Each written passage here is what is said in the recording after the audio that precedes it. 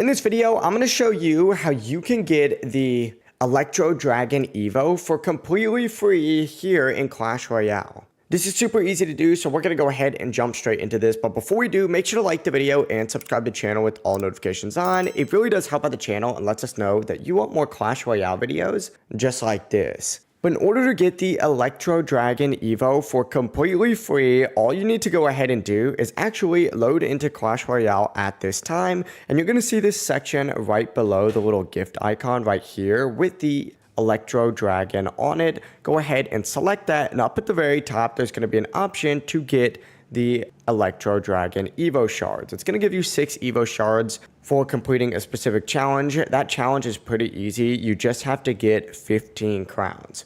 So that's the equivalent of winning like 5 games, but there's actually bonuses that you get in the very beginning as well, which gives you even more crowns, making this take barely any time. But yeah, once you get it, you just have to tap on it just like so, and you'll get those Evo shards just like that. It really is as simple as that. If you have any questions, don't hesitate to ask us down in the comment section below. And remember to like and subscribe for even more Clash Royale videos just like this. It really does help out the channel, and we'd greatly appreciate it.